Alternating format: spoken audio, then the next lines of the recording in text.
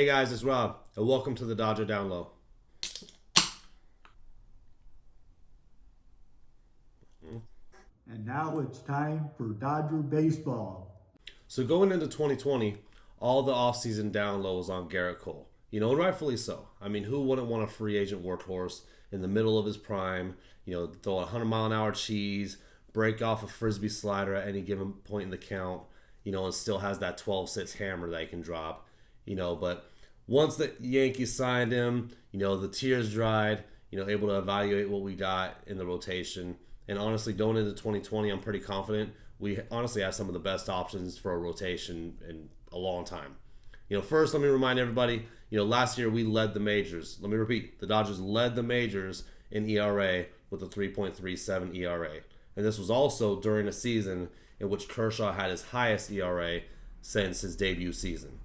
So, I mean, it's honestly, that if you think about it that way, there's a lot of room to grow and get better even, when you have your ace or your quote-unquote ace who pretty much had his worst season since his debut, since he's been a big leader, basically. So, there's a lot of optimism there to be excited about, really. And honestly, with Kershaw, he's a competitor, and I think that, year after year, he tries to get better, learns more about what he can do, a different pitch, a different attack. Last couple of years, he's been mixing in that backdoor cutter to right-handed batters, trying to freeze them instead of, working on a changeup, which I really would like to see him work on. But, just he's a competitor, man. So he's going to get better and better, so there's a lot of optimism there.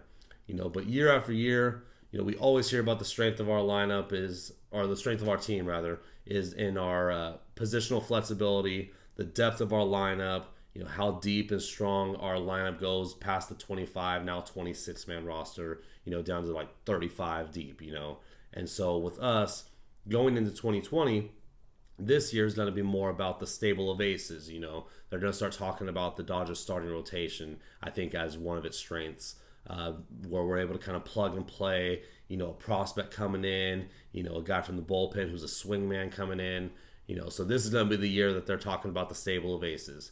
So we have 9 top shelf options in our current system available to fill out a 5-man rotation. If all these trade rumors go through with Mookie Betts and David Price coming over, that gives us a 10th option to be able to create a 5-man rotation. So that's a lot of top shelf options to be able to choose from just to fill out a 5-man rotation when you already know that at least 2 of those spots are guaranteed. You have number 1, obviously, Walker fucking Buehler. At this point, the mantle, the torch has been passed. He is our ace. He is our opening day starter. We shouldn't be, really second guessing that at all at this point. Not only has he posted back-to-back years of, just top shelf stuff, 3.12 ERA over the past 2 years in his first 2 full seasons. But you also have his postseason dominance. What he's done in the postseason, come out in big games, been able to shut down big lineups. He's really just that guy that's able to stop the bleeding. Any type of losing streak that starts, him coming in, we have a really good chance to win the game. Every time that he takes the mound. So honestly, at this point this year, I think he's honestly going to be stepping into that workhorse role. That 200 inning guy. And at this point, I mean, he's my bet for Cy Young. I'm betting about a 2.4 ERA and a Cy Young award this year. I think that he's the guy that everybody's going to be looking up to this year, taking that third-year leap and honestly, hopefully leading us to another World Series. Our second ace is Kershaw. Simple as that. The former MVP, he's on the back nine, but last year, like I said, it was his first year in his career other than his debut season with over a 3 ERA. So honestly, largely most of that was due to home runs. He had a career high home runs allowed with 28. Basically, MLB's already come out and pretty much admitted that the balls were juiced or there was irregularities in the seams. So, at this point, you can kind of chalk up to a lot of the home run spike to the balls. I expect a Kershaw resurgence. I honestly expect Kershaw to pitch with a chip on his shoulder this season, and kind of remind the teams throughout the league that, he might not have that mid-90s fastball anymore, but he doesn't need it to still be able to drop that 12-6 Uncle Charlie at any point in time, and then he's obviously still got that devastating slider too. So, I just think that going into this year, he's going to pitch with a chip on his shoulder, continue to evolve and adapt, and really try to start, hopefully developing a changeup maybe, we'll see. Fingers crossed, we'll see. But the third ace in the stable of aces is, was once our phenom teenager. Now he's 23, fresh off a strong, healthy season in the bullpen, while he was still recovering, kind of getting a full season under his belt, recovering from shoulder surgery, but Urias, honestly, he's probably going to start the year in the bullpen this year just to kind of keep his innings at a decent count, probably get him around 150 by the end of the year. But I expect him to start in the bullpen by about a month or two into the season, flip him into the starting rotation and kind of unleash him, let him go. At this point, we want to see this. He's been this phenom teenager in our system for a long time. We're ready to see it. We're ready to see him come out and pitch every fifth day, really give us a chance to win every time he takes steps on the mound. So as far as the number 4 guy, Alex Wood, a familiar face. We sent him away last offseason in that trade with the Reds with Puig, which got us Jeter Downs and Josiah Gray, which, obviously we pretty much fleeced the Reds there. So, we got that.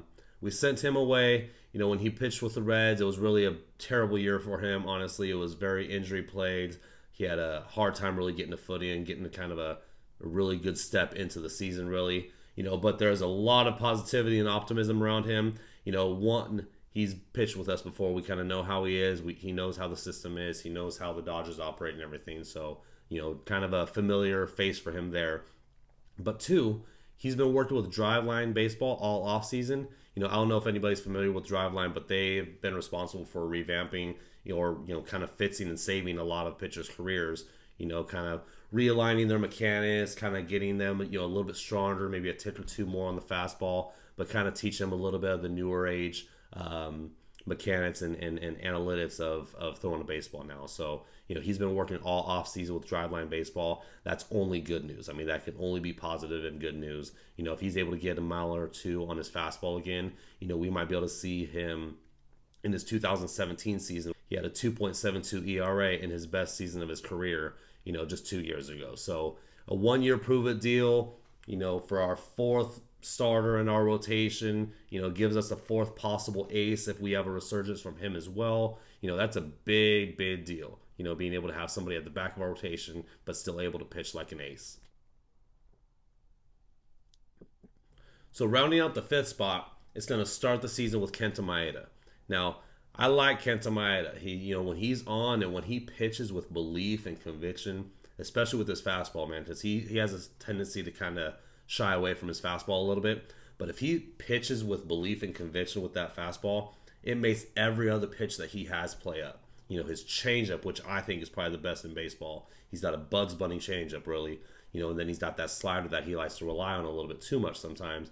But all those pitches play up when he has conviction in his fastball every time he throws it. So honestly, he's going to start in the rotation at the beginning of the year just to fill out those innings while the Urias, while Julio Urias or Dustin May or Tony Gonsolin might start the season in AAA. So he's going to be kind of an innings eater. But when we flip him to the bullpen, it's almost like he just takes it to another level. His off-speed pitches, and he just generates a lot of swing and miss.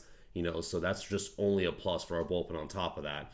So what will then happen is that Dustin May will start the season in AAA, really start fine-tuning some of his mechanics, ramp up and kind of get ready for the season in a non-pressure environment, not having to be on a bid league club and having to worry about every single pitch being the most important pitch of your career.